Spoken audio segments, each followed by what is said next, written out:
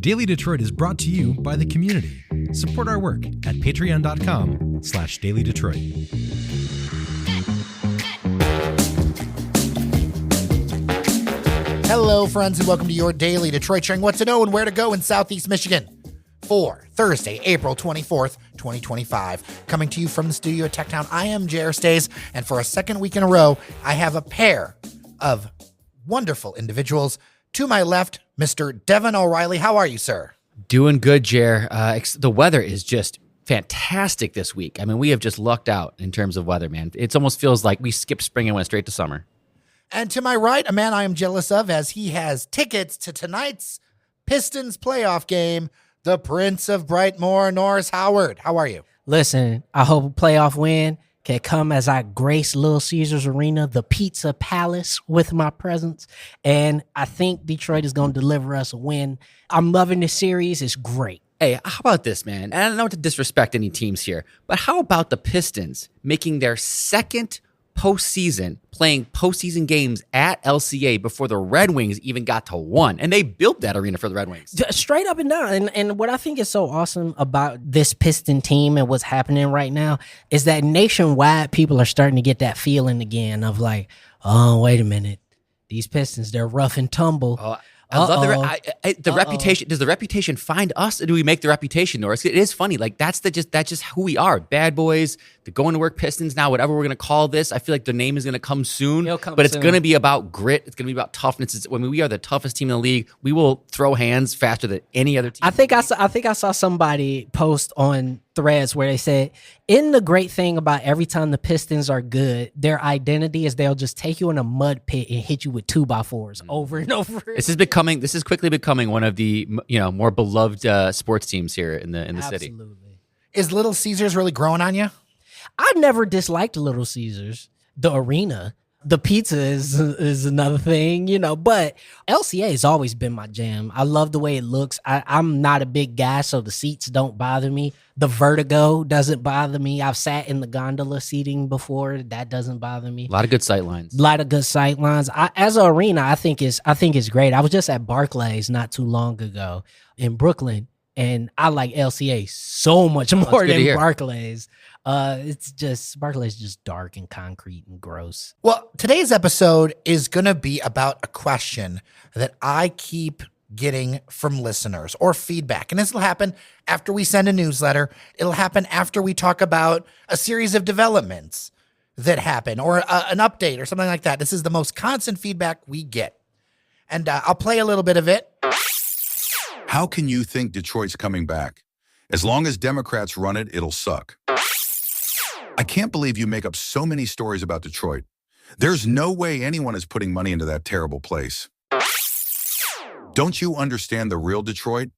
Nothing good can really happen. Did you just get here a couple years ago?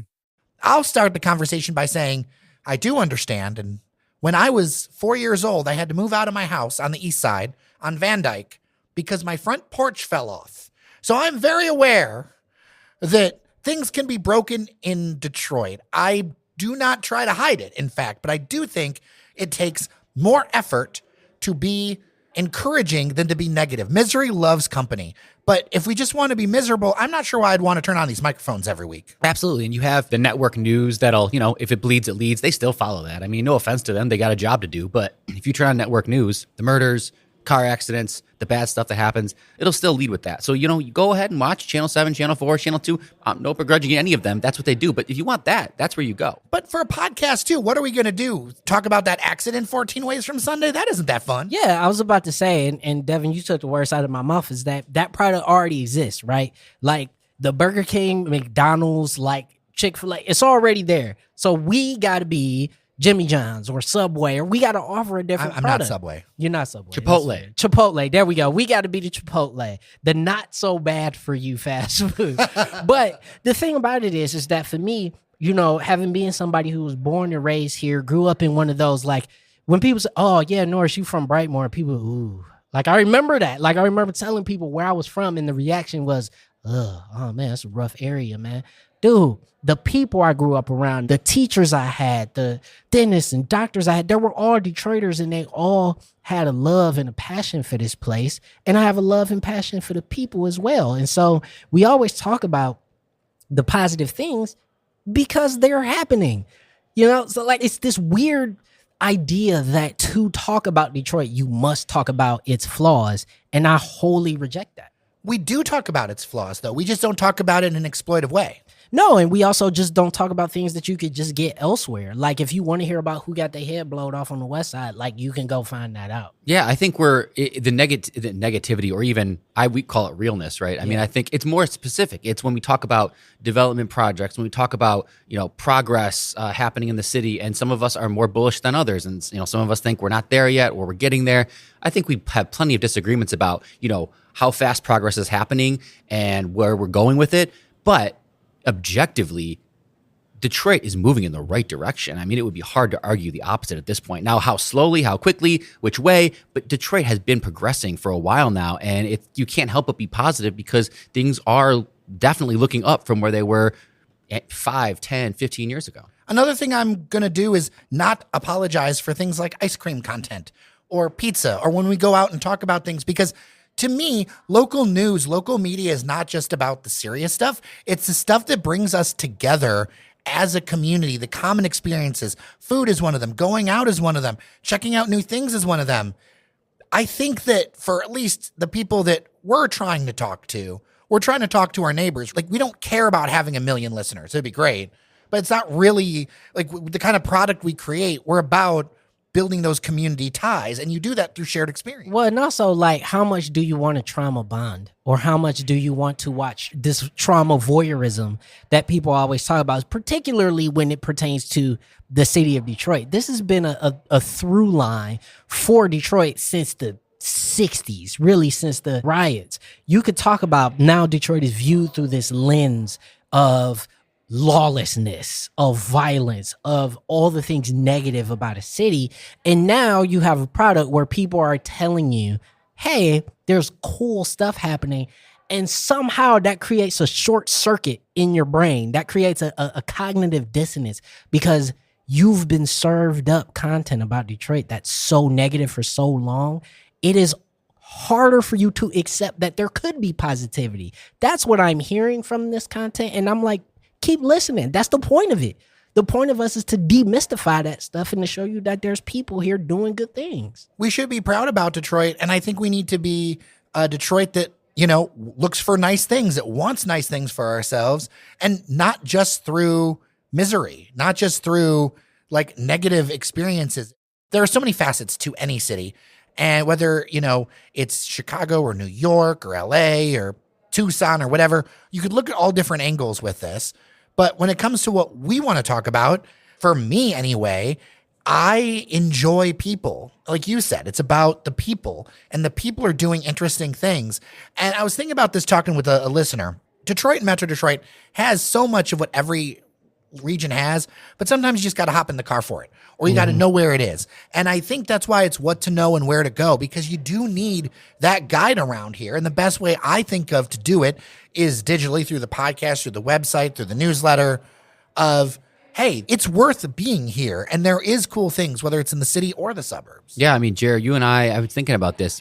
You and I have been doing this thing, at least with each other, for 10 years now, I think, like 2015, probably, right, when we first connected. Yeah. So we've been basically going on 10 years doing this. And, the progress we've seen is palpable. And we didn't connect over to the negativity of Detroit. We connected over, hey, we like going to cool new places. And I like going to cool new places. And we started talking about new restaurants, new bars, new cafes, all the places that were opening, and the hole in the walls, the places that were harder to find. And I think initially the way I saw it is, you and I, at least our portion of all this, was giving people who may not be living here or coming here every day an idea of where to go, what's going on, what are cool spots to go. When you're talking to your friends in the suburbs and you're looking for somewhere to go on the weekends, there's this cool new place in downtown or midtown or Corktown. That's how it all started. And I don't think I want to lose that ethos. I think one of the things that a lot of local media projects miss is they focus so much on the serious that they don't realize. I heard this actually from Ezra Klein in a conversation, and we'll talk a little bit more about that in a second. But that idea of people forgot that the reason why they got the paper was to know what was happening around them, not just about, and we'll talk about corruption. We'll talk about the crime thing. We'll talk about the Riverfront CEO who is in a whole lot of trouble. We'll talk about those things, but the service for local media is more than just the hard news. We've had mayoral interviews. We've had all those things. You've done a great job with those, Jer. You're very kind.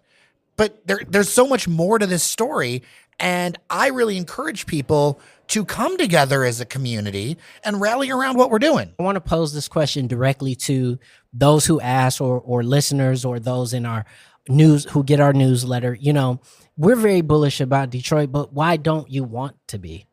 You know, like, why don't you want to be bullish? Not why aren't you? Because you may have very valid reasons why you aren't bullish, but why don't you want to be bullish? Because if you don't want to be, why are you here? Why are you here, right? Like, why listen, you know? Because there's reasons to find value and fun and, you know, great experiences in any city or town in America. You know, plenty of people have made films and songs and videos about New York and Chicago and Los Angeles and all these other places. And why is Detroit somehow exempt from that? I have theories. I don't want to go into them that deep right now, but why don't you want to be? That it would be my question. Devon, you said it. Seeing the progress that the city has made, not just from a development standpoint, seeing violent crime drop borderline precipitously over the past 20 years, seeing that vandalism is dropping, seeing that blight is being dealt with within the city. Obviously, we can talk about the details and all the other. Either way, stuff is happening, most of it trending in the right direction. Anybody from any litmus would say that is what's happening in the city of Detroit. Why would you not be bullish? I would say for some, it's maybe through a hyper-partisan lens. Because nationally, to a certain group of people, cities are always bad. Then that's not my problem. Then you're not. Yeah, you're not really a. I don't know, man. You're not a listener here. This show isn't for you. Yeah, If like, cities are bad, please. I'm but that's what I'm saying. Like, and even when we talk about the metro, okay, if we're talking about Rochester Hills, Birmingham, Oak Park, whatever, all of those places are diversifying. So what are we saying? So if the thing is about, oh my gosh, I just want to stay away from certain people that live in the city or certain ideas that are happening in the city, it doesn't matter, bro, because we all live in the same country and everybody can go wherever they want to go. So it shouldn't be about just cities, right? That part to me is just a cop-out.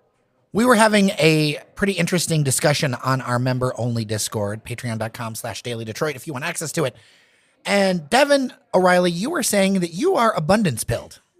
Let's open that. Let's get into that. Well, I think it was and we can talk about the context of this, but, you know, I've talked on the podcast before about this idea. Ezra Klein, Derek Thompson, others, they wrote a book, Abundance, and the idea that more is more. And the kind of new way of liberalism, progressivism is to just embrace more and embrace less regulation, less red tape, less overthinking, less kind of getting into the minutia and just doing the things. And so in the context of this 375 project, which came up, there was a meeting a couple days ago in Eastern Market about the 375 project. And, you know, it started off in the Discord about, you know, hey, there's this project. And I think someone asked like, oh, did they announce like when it's like breaking ground or the funding? And it was more like, no, this was just like more getting feedback from people and getting, you know, resident ideas. And I was just like, my abundance pilled brain was like, no, just cut the BS. Either do or do not. There is no try, as the great Yoda said. That's right. Stop with this. We are way too into minutia of finding every single person's piece of feedback. And if one person shows up to a meeting and wants a flower bed next to a bike path, then we throw the whole plan out and redo it so this one lady's, you know, idea can get formulated. And meanwhile, it's never happening because the can keeps getting kicked. And at some point, we just have to say, this is what it is. We're going for it. And that's going to be my mindset with Detroit development going forward. I will add the context that I think the first round of outreach around this wasn't handled as good as it could be. I will say that. But I generally get your point in that I remember covering a piece for them for Detroit Public Television on this 5 years ago.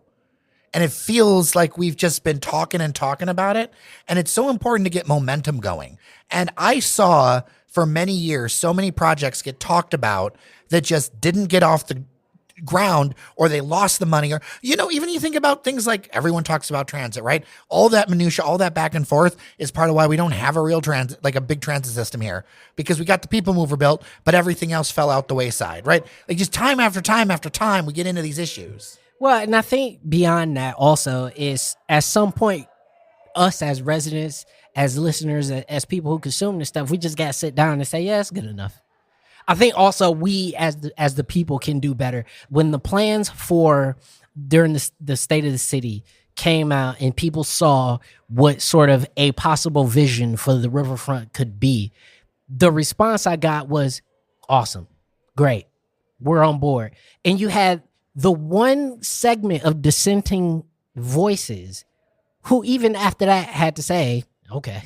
Because at a certain point, I don't want to say just give up, but at a certain point, you got to say, all right, this is better than just leaving it there. Yeah, you can't let perfect be the enemy of good. It just, at some point, this is good. If you want this 375 project to happen, it may not happen exactly how you want it, but you need to accept that you would probably rather it just happen than it not happen at all, because there's a serious danger, I think, at this point that it does not happen. I mean, it can't, and on top of that, it can't be worse than what's already happened. Like the people that were displaced when 375 was built, those people are dead and gone. We cannot replace them. We can't make them whole again. Yeah. There's certain things that just aren't going to be able to happen. There's no direct dollars. Unfortunately, they're going to be able to go back to any residents. So the best thing we could do is reciprocity, right? The best thing we could do is put something there that allows the opportunity for either some of those people to return or any people to return. Because I'm a big advocate of, if you a fan of Detroit, move your ass here.